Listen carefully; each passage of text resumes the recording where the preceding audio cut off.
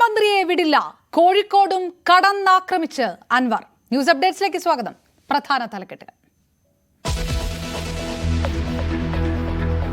മുഖ്യമന്ത്രിക്കെതിരെ വീണ്ടും അൻവർ. മാവി കേസിലെ അന്വേഷണത്തിൽ ഒരു ചുക്കും നടക്കില്ല.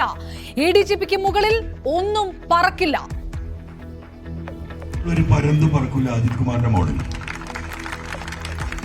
ഇതാണ് ലോകം. ഒരു മുഖ്യമന്ത്രി ഒരു ക്രിമിനലിനെ ഇങ്ങനെ കെട്ടിപ്പിടിച്ചിരിക്കുകയാണ്. കൈ പിടിച്ചു വലിച്ചാലും കാൽ പിടിച്ചു വലിച്ചാലും ആ കെട്ടുവിടാൻ തയ്യാറില്ല. മുഖ്യമന്ത്രിയുടെ തലയ്ക്ക് വെളിവില്ലെന്നു അൻവർ. അൻവറിനെ പൂട്ടാൻ CPM. ഫോൺ ചോർത്തൽ കേസിൽ ചോദ്യം ചെയ്യും. PVR പാർക്കിലെ തടയണ പൊളിക്കാനും നടപടി.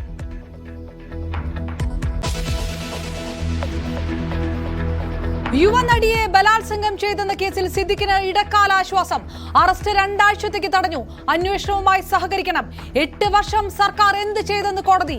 അഡ്ജസ്റ്റ്മെന്റ് മലയാള സിനിമയിൽ മാത്രമല്ല.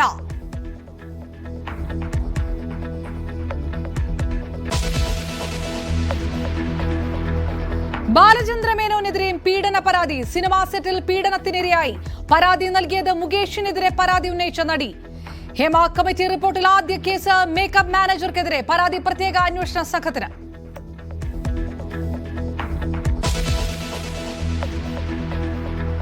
നാണംകെട്ട് ആരോഗ്യവകുപ്പ്. തിരുവനന്തപുരം SAT ആശുപത്രിയിൽ വൈദ്യുതി നിലച്ചതിൽ കൈയൊഴിഞ്ഞ വകുപ്പുകൾ. വൈദ്യുതി നിലച്ചതിന് കാരണം ആശുപത്രിയിലെ ക്ലാവ് പിടിച്ച ഉപകരണങ്ങളെന്ന് KSEB.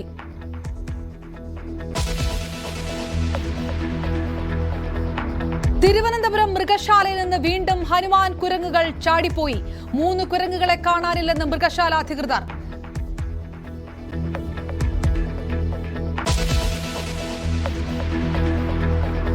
ഹിസ്ബുള്ളയോട് കലിയടങ്ങാതെ ഇസ്രയേൽ. ബെയ്റൂട്ടിൽ കെട്ടിടം തകർത്തു. ഹമാസ് ലബനൻ മേധാവിയും കൊല്ലപ്പെട്ടു.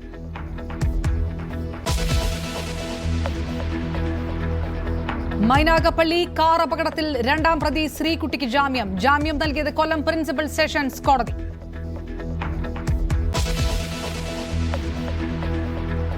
ഓർത്തഡോക്സ് യാക്കോബായ പള്ളി തർക്കത്തിൽ ഹൈക്കോടതിയുടെ അന്ത്യശാസനം. തർക്കത്തിലുള്ള 6 പള്ളികൾ ഏറ്റെടുക്കണമെന്ന ഉത്തരവ് ഒരാഴ്ചയ്ക്കുള്ളിൽ നടപ്പാക്കണം. ഉത്തരവ് നടപ്പാക്കിയില്ലെങ്കിൽ ചീഫ് സെക്രട്ടറിയെയും കളക്ടറെയും വിളിച്ചു വരുത്തും.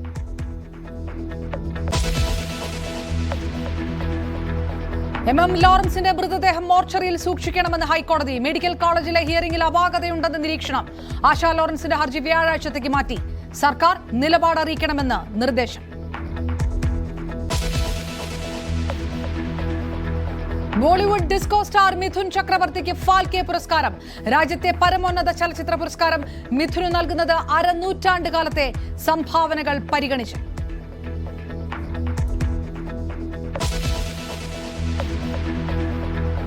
കോഴിക്കോട് നടന്ന രാഷ്ട്രീയ വിശദീകരണ യോഗത്തിലും PV അൻവർ MLA ആഞ്ഞടിച്ചത് മുഖ്യമന്ത്രിക്കെതിരെ തന്നെയാണ്.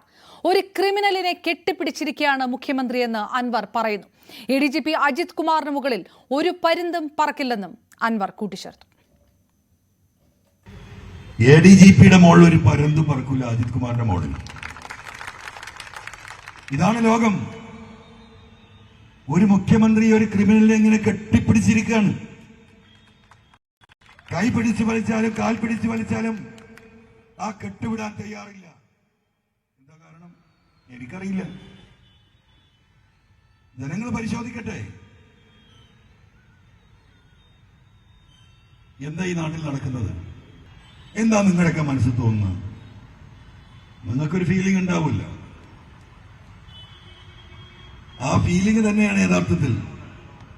പക്ഷെ ആ ഫീലിംഗ് എത്ര നേരം ഉണ്ടാകും?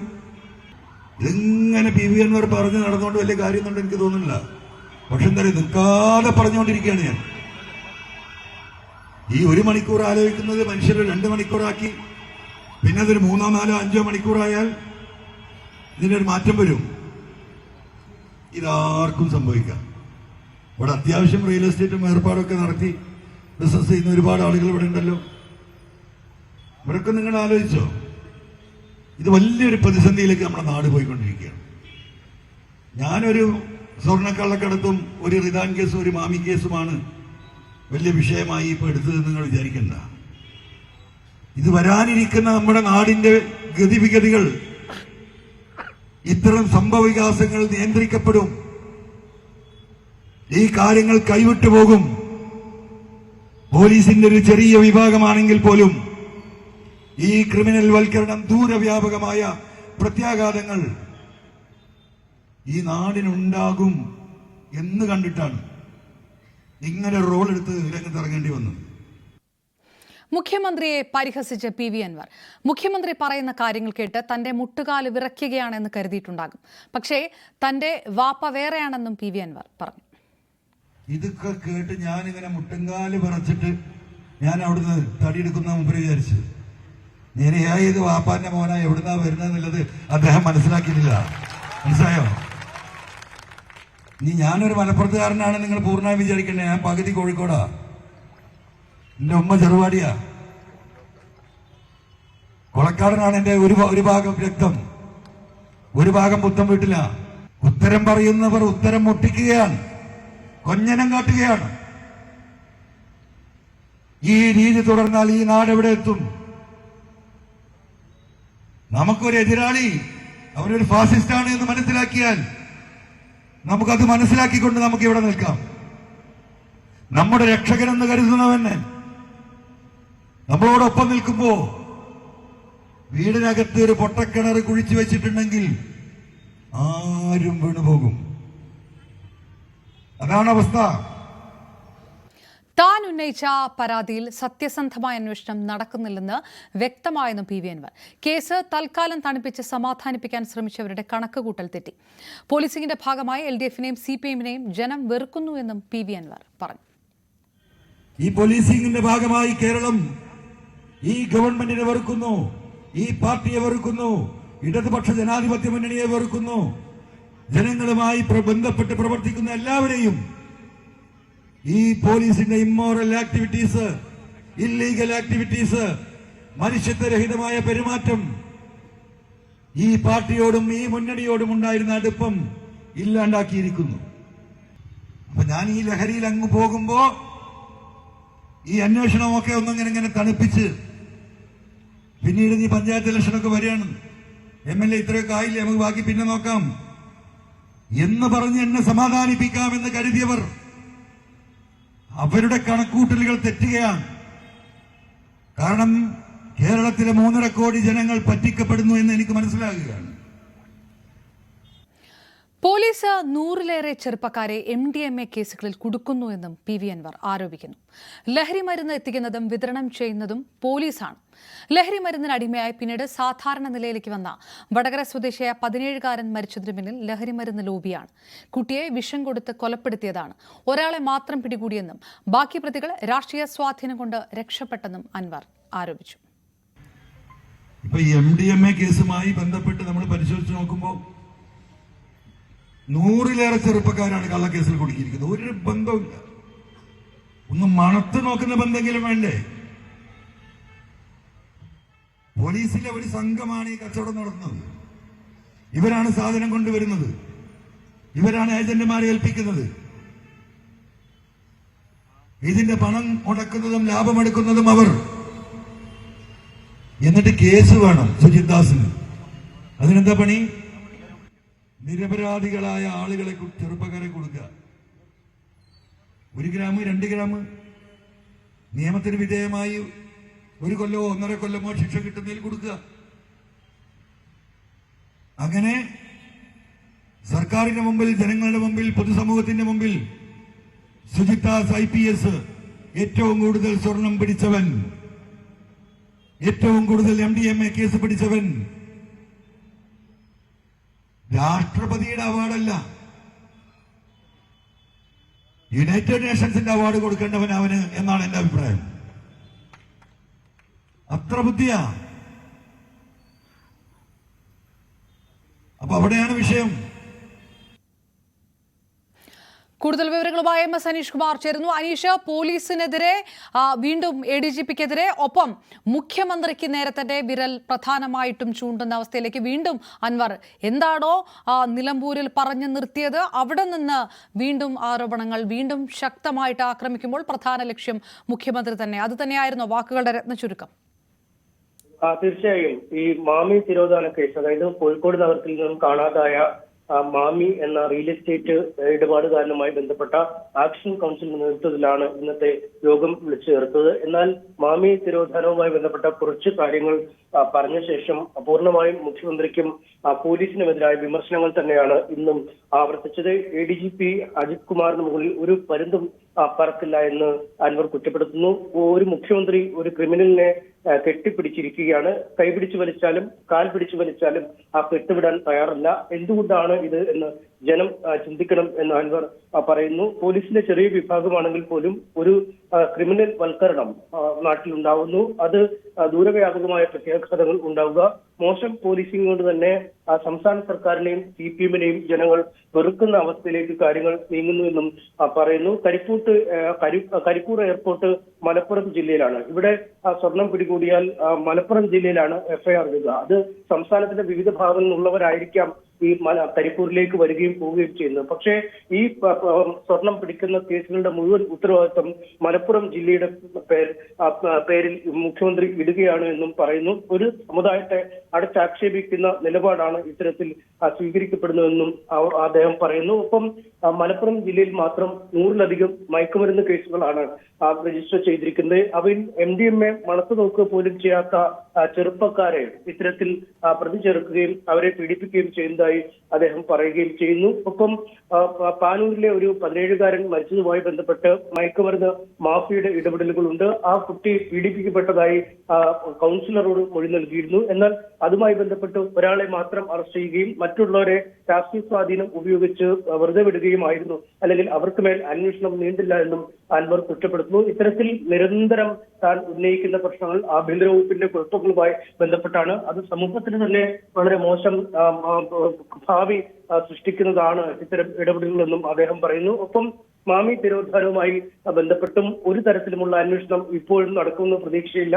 ഈ അന്വേഷണ സംഘത്തെ കൊണ്ട് ഒന്നും ചെയ്യാൻ കഴിയില്ല എന്നും അദ്ദേഹം വ്യക്തമാക്കുന്നുണ്ട്. എന്തായാലും വളരെ നിശ്ചിതമായ വിമർശനങ്ങൾ തന്നെയാണ്, പരിഹാസങ്ങൾ തന്നെയാണ് ഇന്നും മുഖ്യമന്ത്രിക്ക് നേരെ PV അൻവർ ഉന്നയിച്ചിരിക്കുന്നത്.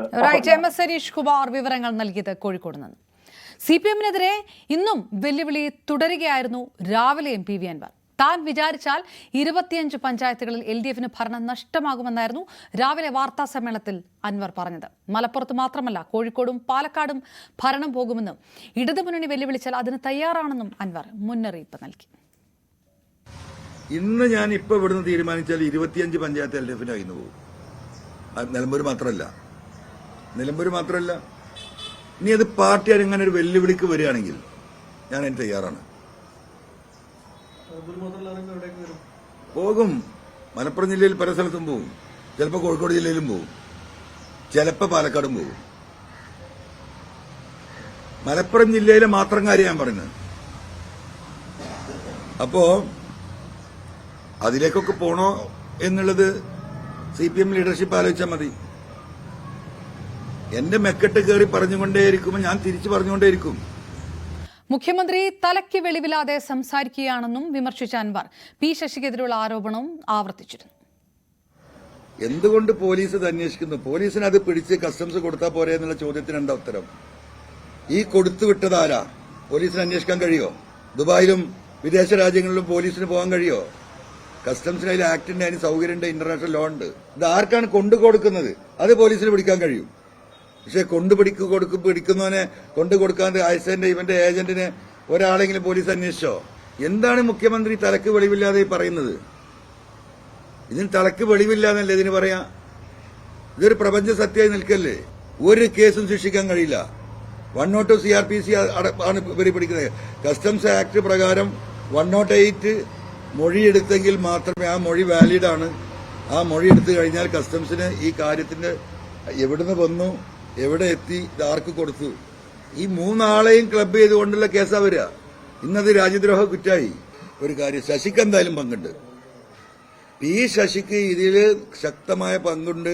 ഈ ഇടപാടിന്റെ ഭാഗമാണ് ശശി എന്ന കാര്യത്തിൽ എനിക്ക് യാതൊരു ഡൗട്ടുമില്ല. അതെന്താ തെളിവ് നിങ്ങൾ ചോദിക്കും. ആ തെളിവ് എന്ന് പറഞ്ഞ കോമൺ സെൻസ്.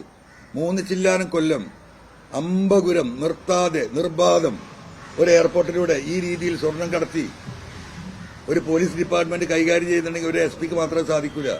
അത് ADG അജിത് കുമാറുണ്ട്, അജിത് കുമാറിനോടൊപ്പം ഈ ശശിയുണ്ട്. അല്ലാതെ ഇത് ഒരിക്കലും നടക്കൂല. സ്വർണവും ഹവാല പണവും കടത്തുന്നതുമായി ബന്ധപ്പെട്ട് പോലീസ് നടത്തിയ പരിശോധനയിലുണ്ടായ അസ്വാരസ്യങ്ങളാണ് CPM RSS ബന്ധമെന്ന ആരോപണത്തിന് പിന്നിലെന്ന് മുഖ്യമന്ത്രി പിണറായി വിജയൻ. 5 വർഷത്തിനിടെ മലപ്പുറത്ത് കോടികളുടെ സ്വർണവും ഹവാല പണവും പോലീസ് പിടികൂടി.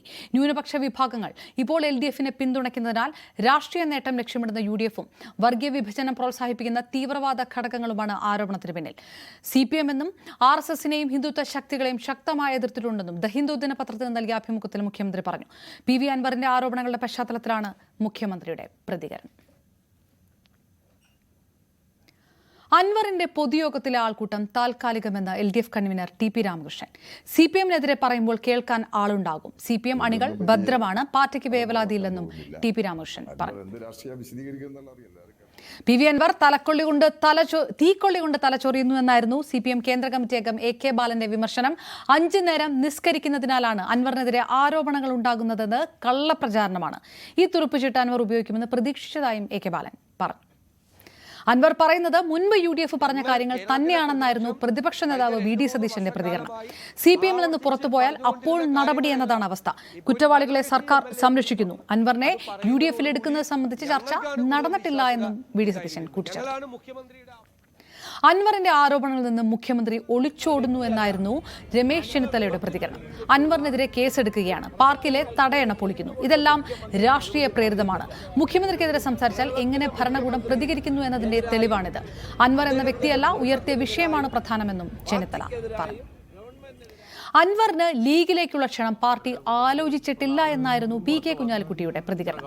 കോൺഗ്രസുമായി കൂടി ആലോചിച്ചിട്ട് മാത്രമേ തീരുമാനമെടുക്കൂ. അൻവർ ഉന്നയിച്ച പ്രശ്നങ്ങൾ ജനകീയ പ്രശ്നങ്ങളാണെങ്കിൽ UDF ഏറ്റെടുക്കുമെന്നും കുഞ്ഞാലിക്കുട്ടി പറഞ്ഞു. മുഖ്യമന്ത്രിയുടെ ഓഫീസ് കൊള്ളക്കാരുടെ താവളമായി മാറുന്നുവെന്നായിരുന്നു BJP-യുടെ ആരോപണം. അധികാരത്തിൽ കയറുന്നതിന് വേണ്ടി കള്ളക്കടത്തുകാരെ സംരക്ഷിക്കുകയാണെന്ന് സംസ്ഥാന അധ്യക്ഷൻ K സുരേന്ദ്രൻ വിമർശിച്ചു. ഫോൺ ചോർത്തലിൽ അന്വേഷണമില്ല, പാർട്ടിക്ക് ഉള്ളിൽ നിന്ന് വരുന്ന ചോദ്യങ്ങൾക്ക് പോലും മറുപടിയില്ലെന്നും K സുരേന്ദ്രൻ കുറ്റപ്പെടുത്തി. യുവനടിയെ ബലാത്സംഗം ചെയ്തെന്ന കേസിൽ അമ്മ മുൻ ജനറൽ സെക്രട്ടറി കൂടിയായ നടൻ സിദ്ദിഖിന്റെ അറസ്റ്റ് താൽക്കാലികമായി തടഞ്ഞ് സുപ്രീംകോടതി. കേസിൽ ഹൈക്കോടതി മുൻകൂർ ജാമ്യം നിഷേധിച്ചതിന് പിന്നാലെ ഒളിവിൽ കഴിയുന്നതിനിടെയാണ് സിദ്ദിഖിന്റെ അറസ്റ്റ് തടഞ്ഞുകൊണ്ട് കോടതി ഉത്തരവുണ്ടാകുന്നത്.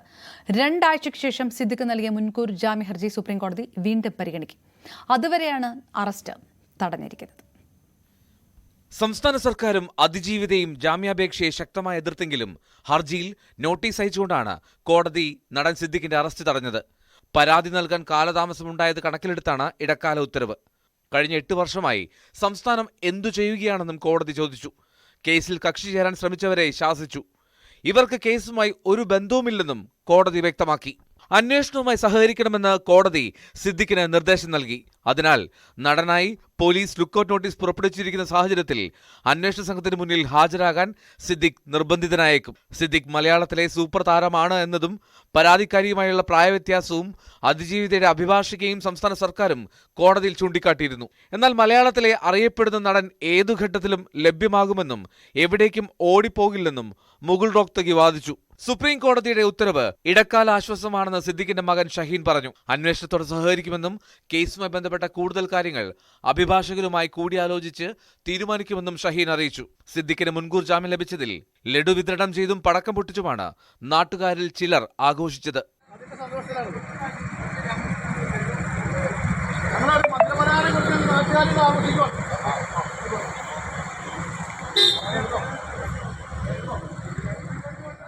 സിനിമയിൽ അവസരം വാഗ്ദാനം ചെയ്ത് നടിയെ 2016-ൽ തിരുവനന്തപുരം മസ്കറ്റ് ഹോട്ടലിലെ മുറിയിലേക്ക് വിളിച്ചു വരുത്തി ബലാത്സംഗം ചെയ്തുവെന്നാണ് സിദ്ദിഖിനെതിരായ കേസ്. കടുത്ത കുറ്റങ്ങൾ ആരോപിക്കപ്പെട്ട് ഒളിവിൽ കഴിയുന്ന നടനെ പിടികൂടാൻ കഴിയാത്തതിൽ പോലീസിനെതിരെ രൂക്ഷ വിമർശനമുയർന്നിരുന്നു. ന്യൂസ് 18 കൊച്ചി. സംവിധായകൻ ബാലചന്ദ്ര മേനോനെതിരെ ലൈംഗിക അതിക്രമത്തിനുള്ള പരാതിയുമായി ആലുവ സ്വദേശിനിയായ നടി പ്രത്യേക അന്വേഷണ സംഘത്തിനാണ് പരാതി നൽകിയത്. മുകേഷ് അടക്കം 7 പേർക്കെതിരെ മുൻപ് പരാതി നൽകിയ നടിയാണ് ബാലചന്ദ്ര മേനോനെതിരെയും രംഗത്തെത്തിയത്. 2007 ജനുവരിയിൽ ഹോട്ടൽ മുറിയിൽ വെച്ച് ലൈംഗികാതിക്രമം നടത്തിയെന്നാണ് ആലുവ സ്വദേശിനിയായ നടിയുടെ പരാതി. ദേ ഇങ്ങോട്ട് നോക്കിയേ എന്ന സിനിമയുടെ ഷൂട്ടിങ്ങിനിടെയാണ് സംഭവമുണ്ടായതെന്നാണ് പരാതിയിൽ പറയുന്നത്. തിരുവനന്തപുരത്തെ ഹോട്ടലിൽ വെച്ച് ഗ്രൂപ്പ് സെക്സിന് നിർബന്ധിച്ചുവെന്നും ഹോട്ടൽ മുറിയിൽ കയറി വന്ന് ലൈംഗികാതിക്രമം നടത്തിയെന്നും പരാതിക്കാരി ആരോപിക്കുന്നു. പരാതിപ്പെട്ടാൽ ചിത്രീകരിച്ച സിനിമാ രംഗങ്ങൾ ഒഴിവാക്കുമെന്ന് ഭീഷണിപ്പെടുത്തിയിരുന്നു. ഭയന്നാണ് ഇതുവരെ പരാതി നൽകാൻ തയ്യാറാകാതിരുന്നതെന്നും പരാതിക്കാരി പറയുന്നു. പ്രത്യേക അന്വേഷണ സംഘത്തിന് മുൻപാകെയാണ് പരാതി നൽകിയത്. ദുബായിൽ ജോലി ചെയ്തു വന്നിരുന്ന തന്നെ സിനിമയിൽ അവസരം നൽകാമെന്ന് പറഞ്ഞാണ് കേരളത്തിലേക്ക് വിളിച്ചു വരുത്തിയത്. തിരുവനന്തപുരത്ത് സെക്രട്ടേറിയറ്റിന് സമീപമുള്ള ഹോട്ടലിലാണ് തങ്ങിയത്. തുടർന്ന് കഥ പറയാൻ തന്നെ മുറിയിലേക്ക് വിളിപ്പിച്ചു. മുറിയിലെത്തുമ്പോൾ ഒരു പെൺകുട്ടിയെ വിവസ്ത്രയാക്കാൻ ശ്രമിക്കുന്നതാണ് കണ്ടത്. അടുത്ത ദിവസം രാത്രി ബാലചന്ദ്രമേനോൻ വീണ്ടും മുറിയിലേക്ക് വിളിപ്പിച്ചു. ചെല്ലുമ്പോൾ 3 സ്ത്രീകളും മറ്റു പുരുഷന്മാരും ഉണ്ടായിരുന്നു. അവിടെ വെച്ച് ലൈംഗിക അതിക്രമത്തിന് ശ്രമമുണ്ടായി. പിറ്റേന്ന് മുറിയിലെത്തിയ ബാലചന്ദ്രമേനോൻ തന്നെ കടന്നുപിടിക്കാൻ ശ്രമിച്ചെന്നും പരാതിയിൽ പറയുന്നു. ഇതേ സിനിമയുടെ ഷൂട്ടിംഗുമായി ബന്ധപ്പെട്ട് ജയസൂര്യക്കെതിരെയും ഇവർ പരാതി നൽകിയിരുന്നു. നേരത്തെ തന്നെ ബ്ലാക്ക്മെയിൽ ചെയ്തുവെന്നാരോപിച്ച് ആലുവ സ്വദേശിനിയായ നടിക്കും അഭിഭാഷകനുമെതിരെ ബാലചന്ദ്രമേനോൻ ഡിജിപിക്ക് പരാതി നൽകിയിരുന്നു. 3 ലൈംഗിക ആരോപണങ്ങൾ ഉടൻ വരുമെന്നായിരുന്നു ഫോണിലൂടെയുള്ള ഭീഷണി. അടുത്ത ദിവസം നടി സമൂഹമാധ്യമങ്ങളിൽ ഇക്കാര്യം സൂചിപ്പിച്ച് പോസ്റ്റിട്ടതായും പരാതിയിൽ പറയുന്നു. ബാലചന്ദ്രമേനോന്റെ പരാതിയിൽ ഇവരുടെ അഭിമുഖം പോസ്റ്റ് ചെയ്ത യൂട്യൂബർക്കെതിരെ പോലീസ് കേസെടുത്തിരുന്നു. IT ആക്ട് പ്രകാരമാണ് യൂട്യൂബർമാർക്കെതിരെ കേസെടുത്തിരിക്കുന്നത്. ന്യൂസ് 18 കൊച്ചി. ഹേമ കമ്മിറ്റി റിപ്പോർട്ടിന്റെ അടിസ്ഥാനത്തിൽ ആദ്യ കേസ്.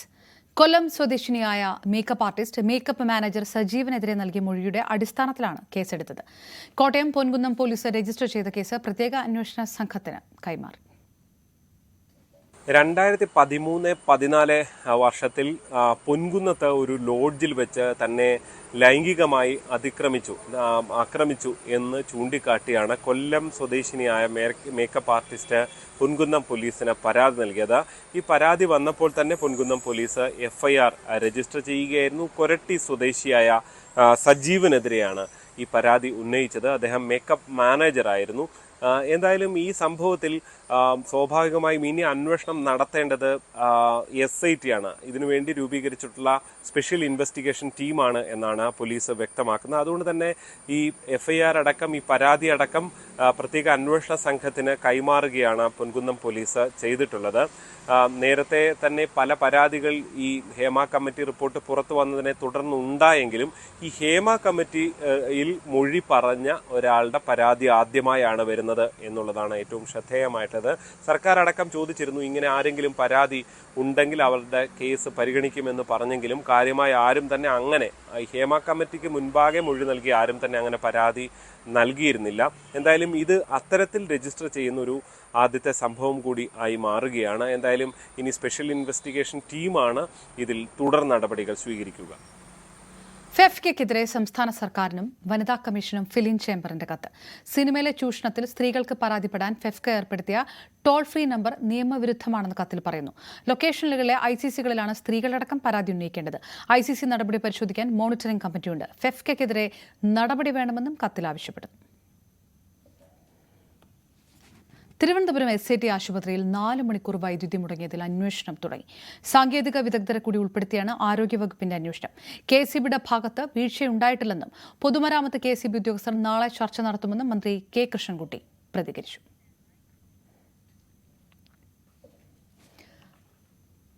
കൊല്ലം മൈനാഗപ്പള്ളിയിൽ സ്കൂട്ടർ യാത്രക്കാരിയെ കാർ കയറ്റി കൊലപ്പെടുത്തിയ കേസിലെ 2ാം പ്രതി ശ്രീകുട്ടിക്ക് ജാമ്യം കിട്ടി. കൊല്ലം പ്രിൻസിപ്പൽ സെഷൻസ് കോടതിയാണ് ജാമ്യം അനുവദിച്ചത്. ശ്രീകുട്ടിക്കെതിരെ പ്രേരണ കുറ്റമാണ് ചുമത്തിയിരുന്നത്. നിലവിൽ അട്ടക്കുളങ്ങര ജയിലിലാണ് ശ്രീകുട്ടി. കാർ ഇടിച്ചടിയിൽപ്പെട്ട സ്ത്രീയുടെ മുകളിലൂടെ കാർ കയറ്റാൻ വാഹനമോടിച്ച അജ്മലിനോട് പറഞ്ഞത് ശ്രീകുട്ടിയാണെന്ന് നാട്ടുകാർ ആരോപിച്ചിരുന്നു. MM ലോറൻസിന്റെ മൃതദേഹം മോർച്ചറിയിൽ സൂക്ഷിക്കണമെന്ന് ഹൈക്കോടതി. വൈദ്യപഠനത്തിനായി വിട്ടുകൊടുത്തതിനെതിരെ മകൾ ആശ നൽകിയ ഹർജിയിലാണ് ഹൈക്കോടതി നിർദ്ദേശം. പ്രിൻസിപ്പൽ അല്ലാതെ മറ്റൊരു ഉന്നതാധികാരി വിഷയം പരിഗണിക്കണോ എന്നതിൽ വാദം കേൾക്കും. ആശ ലോറൻസിന്റെ ഹർജിയിൽ സർക്കാർ വ്യാഴാഴ്ച നിലപാട് അറിയിക്കണമെന്നും ഹൈക്കോടതി വ്യക്തമാക്കി. തിരുവനന്തപുരം മൃഗശാലയിലെ കൂട്ടിൽ നിന്ന് ചാടിപ്പോയ ഹനുമാൻ കുരങ്ങുകൾ മൃഗശാല വളപ്പിനുള്ളിൽ തന്നെ. തുറന്ന കൂടിന്റെ കിടങ്ങ് ചാടിക്കടന്ന 3 കുരങ്ങുകൾ മൃഗശാല വളപ്പിനുള്ളിലെ മരത്തിൽ കയറുകയായിരുന്നു. ഉടൻ തന്നെ ഇവയെ പിടികൂടാനാകുമെന്ന് മൃഗശാല അധികൃതർ അറിയിച്ചു. ഇന്ത്യൻ ചലച്ചിത്ര രംഗത്തെ പരമോന്നത പുരസ്കാരമായ ദാദാ സാഹേബ് ഫാൽക്കെ അവാർഡ് ബോളിവുഡ് താരം മിഥുൻ ചക്രവർത്തിക്ക്.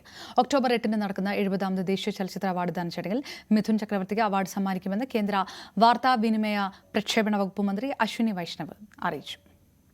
ഇന്ത്യൻ സിനിമയ്ക്ക് നൽകിയ മഹത്തായ സംഭാവനയ്ക്കാണ് മിഥുൻ ചക്രവർത്തിക്ക് ദാദാ സാഹേബ് ഫാൽക്കെ അവാർഡ് സമ്മാനിക്കുന്നത്. കേന്ദ്ര വാർത്താവിതരണ പ്രക്ഷേപണ വകുപ്പ് മന്ത്രി അശ്വിനി വൈഷ്ണവ് എക്സിലൂടെയാണ് പ്രഖ്യാപനം നടത്തിയത്.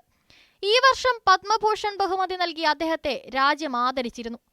1977 അഭിനയ രംഗത്തെത്തിയ മിഥുൻ ചക്രവർത്തി ആദ്യ സിനിമയിൽ നിന്ന് തന്നെ ദേശീയ പുരസ്കാരം നേടി.